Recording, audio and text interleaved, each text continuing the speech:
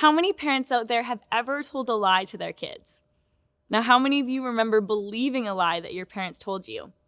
As a kid, you believe everything your parents say. They are the fountain of wisdom. They know it all. So when they tell you something, you don't doubt it. The story that sticks out to me the most from my childhood, though, is during the time that I collected snails. We were studying snails at school, so I became super fascinated with them. And I'd go out, I'd find them, I'd put them in this little 2-liter Coke bottle habitat that I'd made for them. I'd feed them, visit them, sing to them. These snails were my friends. And I kept them in my parents' garage. Little did I know that my parents, particularly my mom, were not exactly thrilled with this arrangement. Apparently, snails give off a bit of a scent. And so one day I went to the garage to go hang out with my snails, as I always did, only to find out that they were all gone. Their habitat was completely empty. I was heartbroken, so I ran to my mom trying to figure out where these snails had gone. And you know what she told me? She said they ran away. And as a kid, this totally made sense. 20 snails all somehow making their way out of the habitat I'd made them, out of the garage, into the outdoors. That seemed like the logical answer. It wasn't until a couple years later that I realized snails are incredibly slow. They're not exactly escape artists. They can't run. So how would they all have gotten out in such a short amount of time? And when I confronted my mom about it, she admitted that, in fact, they hadn't run away at all, and instead she had gotten rid of them. You know that moment when you find out that not everything your parents say is true? It rocks your world. You start to question everything. Did that pet really get sent to live with a nice family on a farm? Does the ice cream truck really only play music when it's out of ice cream? Does watching SpongeBob actually make you stupid? That one's true, by the way. Suddenly, you start to doubt everything. Have you ever experienced doubt before? Now, I'm not talking about doubting some of these insignificant things that your parents told you. Have you ever experienced significant doubt? Have you ever doubted God, His existence, His goodness? Have you ever doubted your faith?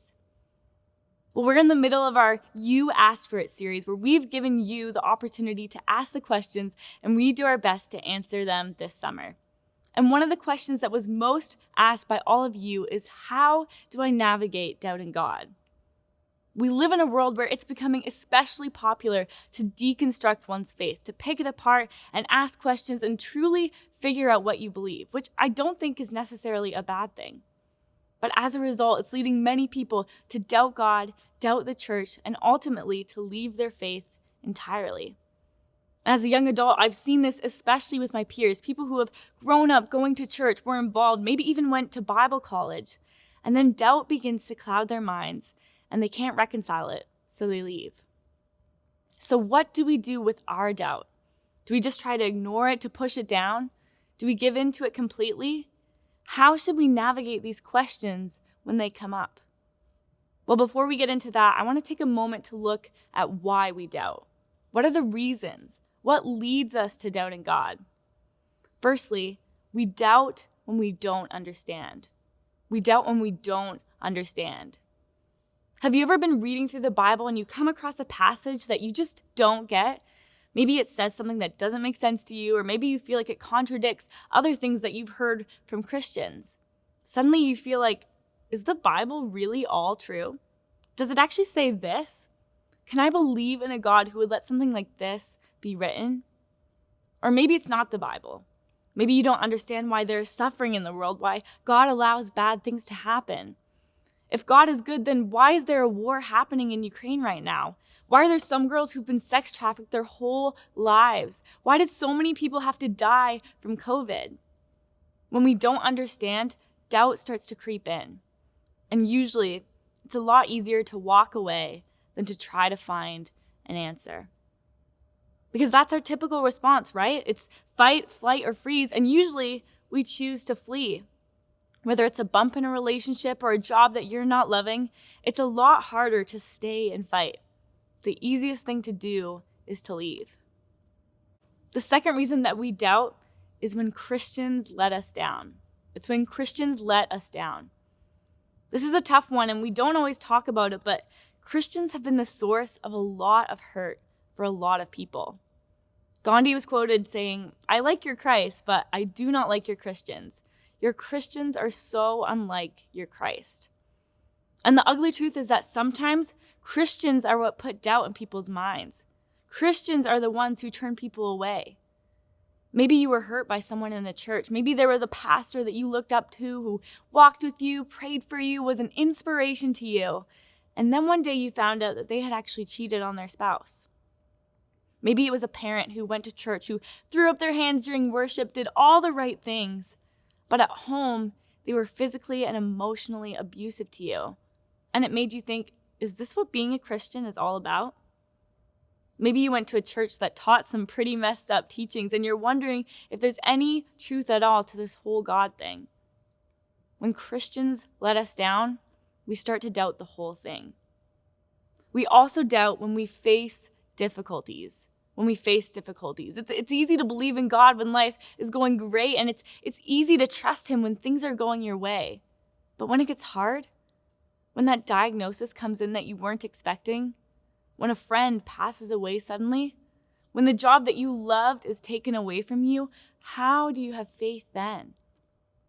We start to doubt, does God really care about me? Is he even there?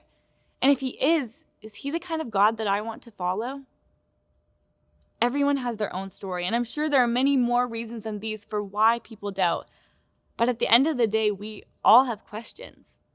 Maybe you've experienced it already, and if you haven't, I can guarantee you a time is probably coming when you come to a point and you think, is this what I truly believe? I want you to know that you're not alone. There are many people just like you who have, or maybe even are, currently struggling with doubt. In fact, I want to look at a story today that recounts the doubts of a man who was quite close to Jesus, probably the closest that you could get. We're going to be looking today at a disciple of Jesus named Thomas. We'll be reading in John chapter 20, and at this point in the Gospel of John, Jesus has already been crucified by the Romans, a death that he didn't deserve. He was buried in a tomb, and 3 days later, he was resurrected back to life.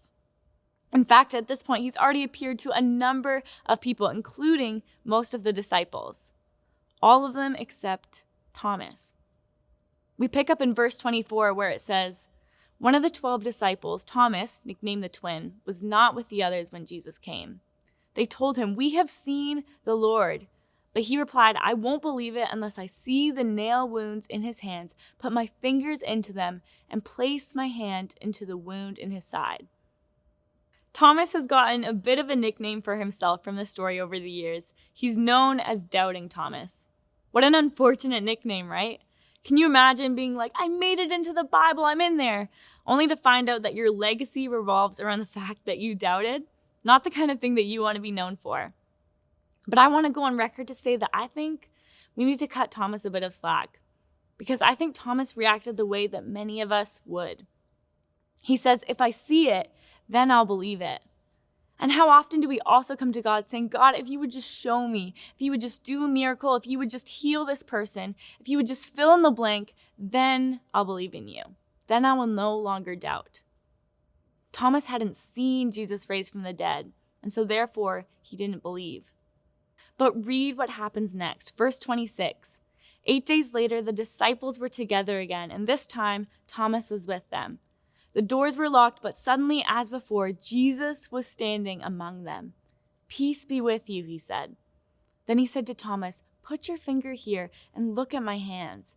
Put your hand into the wound in my side. Don't be faithless any longer. Believe." Then look at what Thomas says. "My Lord and my God," Thomas exclaimed, which is a huge statement, by the way. At this point, Thomas is going from doubt to declaration. He's saying, "You are my Lord and my God. I believe." Then verse 29, Jesus told him, "You believe because you have seen me. Blessed are those who believe without seeing me." So let's unpack this story a bit. Jesus has risen from the dead. He's appeared to a bunch of people, including most of his disciples. Thomas, though, hasn't seen Jesus yet, and because of that, he doubts. He doesn't truly believe that Jesus has resurrected. And it's not until Jesus comes to him, shows him the wounds on his body, and speaks to him that Thomas is able to put his doubt aside and believe. Now, this is Thomas who had walked with Jesus for almost 3 years, who'd been his disciple, watched him heal the sick, raise the dead, give sight to the blind, multiply food. He knew Jesus better than most, and he had seen him do the most incredible things. And yet still, he couldn't help but doubt. He couldn't help but have some questions. So how should we navigate our doubt? Not all of us have the privilege of getting to see Jesus face to face like Thomas did. So what are we supposed to do? Well, first, you need to recognize that doubt doesn't disqualify your faith. Doubt does not disqualify your faith. I think that we tend to have this negative view of doubt in the church. If you have a question, if you've doubted, it's because your faith isn't strong enough. It's because you don't pray hard enough. You must not really be a Christian then. We put out these messages about doubt, and because of it, there's a lot of shame around it. People feel like they can't have doubt and follow God, like they can't voice their questions without being made to feel guilty. But doubt does not disqualify your faith. If we look at the Bible, there were tons of righteous, amazing leaders who loved God and served him, and they still had some doubt. John the Baptist, the cousin of Jesus and a prophet and preacher, he was loud and proud about his faith in God. He dedicated his life to preparing the way for Jesus. And yet, when he was put in prison for his faith, he began to question things. If we look at Matthew 11:3, it records him sending his disciples to ask Jesus, "Are you the one who is to come, or should we expect someone else?" John, who had spent years boldly preaching that Jesus was the Messiah who would save them all, when faced with difficulty, suddenly had doubts. Another leader, Abraham, the father of Israel, and a key figure in the Old Testament, was a righteous man who lived according to God's ways. He was known to have great faith. And yet, when God promised him and his wife, who was barren, a son in their old age, he laughed. He simply could not believe that God could do such a thing. He doubted. Moses questioned God's calling on his life. Peter began to doubt and sink as he walked on the water toward Jesus. Gideon did not believe that God would give him and his small army victory. Job questioned why God would allow such terrible things to happen to him. Over and over again, these incredible figures in the Bible faced what every one of us faces: doubt. And yet, over and over again, we see God redeem their situations and use them in incredible ways despite their questions and despite their doubts. The enemy will try to convince you that your doubt is too big. He'll try to use it to bring shame and condemnation. Whereas God can take a person's doubt and in response, use it for something good. Because your doubt is not a barrier to God. It's not a barrier to God. Look at how Jesus responded to Thomas's doubt. He knew that Thomas had questions. He knew that Thomas was not ready to believe quite yet. But instead of condemning him or leaving him to find the answers himself or dismissing him as someone who simply didn't have enough faith, what did Jesus do? He met Thomas where he was at. Jesus came to Thomas in a miraculous way, might I add, despite his doubt. He didn't wait for Thomas to believe. He didn't get after him for doubting. The first thing he says is, "Peace be with you."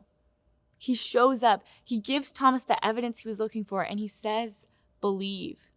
Thomas's doubt was not a barrier to Jesus. It didn't disqualify his faith. And if that's the story that you're telling yourself right now, I want you to know that the same God who came to Thomas in his doubt is ready to come to you. You don't have to have all the answers. You don't have to have perfect faith. You just have to be willing to put your trust in him. And if you want to do that for the first time, I'm going to give you an opportunity in just a few short moments. The next thing that we need to do when we are dealing with doubt is to work through it in community. We need to work through it in community. I feel that many times in the church, we try to push our doubt down. We look around at all the other people in the room who are raising their hands, saying things like, "God's in control." And we think, am I the only one who feels this way? Am I the only one with questions? Am I the only one who feels like they're faking it? And because of that, we isolate ourselves and we keep our questions quiet. But look at what Thomas does. He isn't shy about sharing his doubts. He doesn't hide the fact that he isn't sure. The other disciples come to him, telling him about their experience seeing the resurrected Jesus, and Thomas openly says, "I won't believe it unless I see it." This isn't a response we should be looking down upon. In fact, I think the church could use more of this kind of honesty. The church should be a place where we welcome questions and pursue answers. It should be a place where we welcome questions and pursue answers. Our doubts have so much more power over us when we keep them to ourselves. In fact, Pastor Lewis touched on this a couple weeks ago in his sermon on Satan when he said that part of Satan's strategy is to isolate us so that we'll listen to his lies instead of listening to God's truth. Without any sort of feedback or accountability, without anyone to work through these questions, we start to distance ourselves. We feel alone. We let our doubts become the basis of truth. Instead, we need to be intentionally inviting others into the conversation. Find trusted people who can guide you. Find someone who's willing to listen. Look for people who are also wrestling with doubt and talk through it together. And if you don't feel like you have someone like that, reach out to us. We'd love to come alongside you. Just don't do it on your own. This is why we have things like Skeptic, a course that addresses some of the doubts that many people have about Jesus, and Alpha, a space for people to bring up their questions about life, faith, and God. We want to create intentional spaces here at Broadway for people to ask the hard questions and to find answers together. Jude 22 tells us, "You must show mercy to those who are wavering." And we need churches like this. We need people who, like the disciples, like Jesus, aren't there to cast judgment or to heap shame onto those who doubt. We need listeners. We need teachers. We need a church that is full of mercy. And if you know someone who is doubting, I want to challenge you to be that person for someone else. Be the person that they feel comfortable bringing their questions to. Be that safe space for them.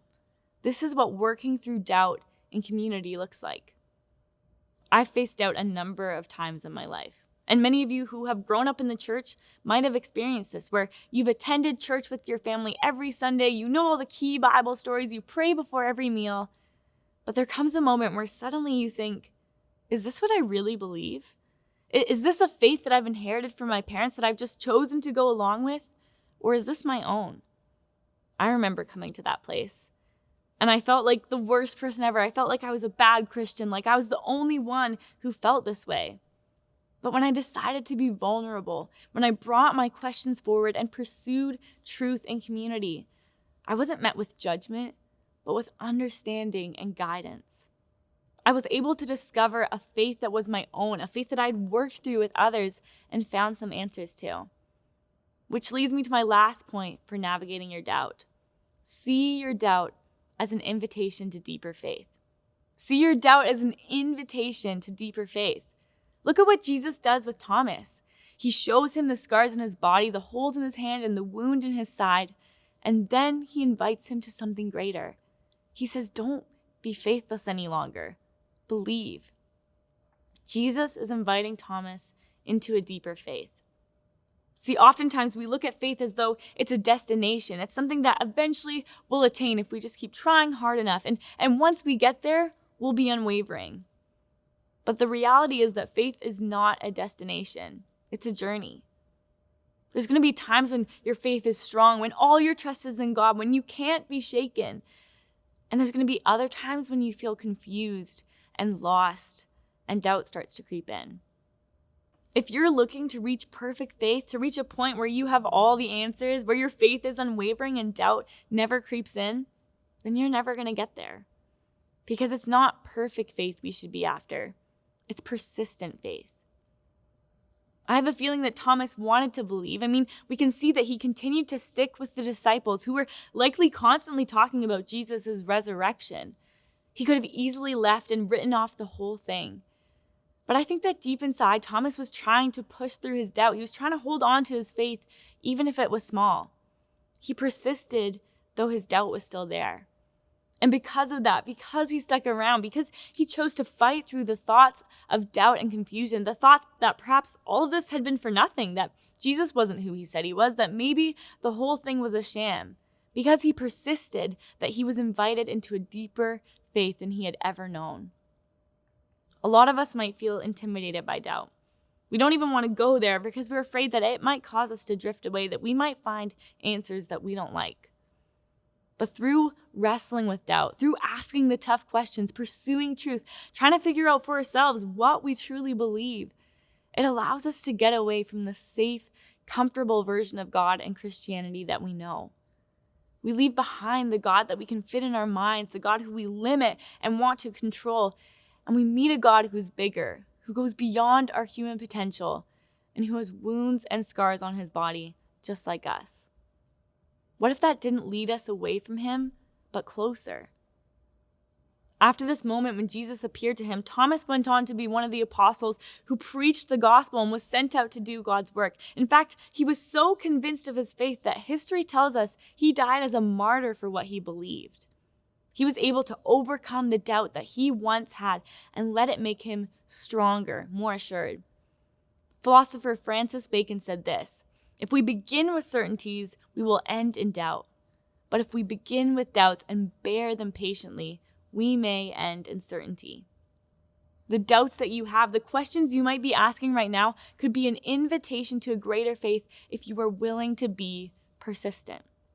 Matthew 28 is known as the Great Commission. It's the point where Jesus sends off his disciples and essentially every one of us to carry on the good news and share what he's done with others. And I've read through this chapter countless times, and yet reading it again, it struck me.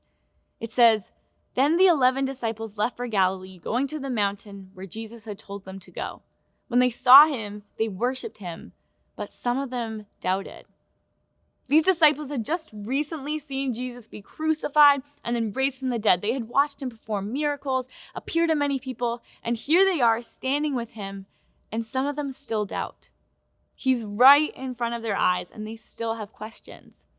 And then look at what Jesus says to them next. He says, "Therefore, go and make disciples of all nations, baptizing them in the name of the Father and the Son and the Holy Spirit. Teach these new disciples to obey all the commands I have given you, and be sure of this: I'm with you always, even to the end of the age." Jesus here, he knows they're doubting. He knows that they're feeling unsure, and yet he calls them to go and make disciples. He calls them to teach, and he reminds them of his presence with them at all times. And if you're here doubting right now, I want you to know that he's saying the same thing to you. He might not give you all the answers. He might not tell you exactly what you want to hear, but he's still calling you. He still wants to use you. He's still with you. He's asking you to put your faith in him and follow, even if you don't fully understand. Which leads us to our big idea for today. Every week we try to sum up the teaching with one phrase, one thing that we hope you'll take away. And today it's this: allow your doubt to deepen your faith. Allow your doubt to deepen your faith. When we doubt, we tend to distance ourselves. We tend to walk away, to stop praying, to try to find something that will confirm our doubts so we can just move on with our lives. We let doubt derail our faith. Instead, we need to be letting it deepen our faith. And how do we do that? By surrounding ourselves with people who will build us up and work through the questions with us. By reminding ourselves of who God is, going back to his word and remembering his character and the promises he's made. By persevering when we don't have all the answers, asking God for the strength to trust in him, even when it doesn't make sense. Allow your doubt to deepen your faith. Thomas could have given in to his doubt. He could have walked away and leaned into his questions. Even after Jesus showed himself to him, he could have said, "God, I'm still not convinced. You left us. Things didn't turn out how we thought. There's still things that I don't understand." But he leaned into his faith. He put his trust in Jesus, and he didn't let his doubt have the final word. Are you doubting today? Are there questions that you have for God? Are there things that you just can't get your mind around? I don't have all the answers for you. I don't have the cure for doubt. But what I can say is there's a God who comes to you in your doubt, just like he did with Thomas. He shows you his scars and his wounds, and he says, "This is what I did for you. Don't doubt anymore. Believe." He's inviting you to do that right now. And so if you want to make that decision to cross the line of faith, I would just invite you to agree with me in prayer. God, I thank you for your gift of grace. I recognize that I have sinned and that I have fallen short. I've made mistakes. But today I want to come to you. I want to cross that line of faith and put aside my doubt, put aside my fears. I accept your gift of forgiveness in my life. And from this day forward, I choose to follow you. And God, for every other person who's listening right now, I pray that you would help us to deepen our faith, even when we have questions, even when we have doubt, when we work through it together and trust in you, even when we don't have all the answers. And pray this in your name. Amen. If you prayed that prayer, my best advice for you is to text the number on the screen. It'll connect you to a pastor, and we love to answer whatever questions you might have and just get to know you more. Thank you so much for joining us at Broadway today.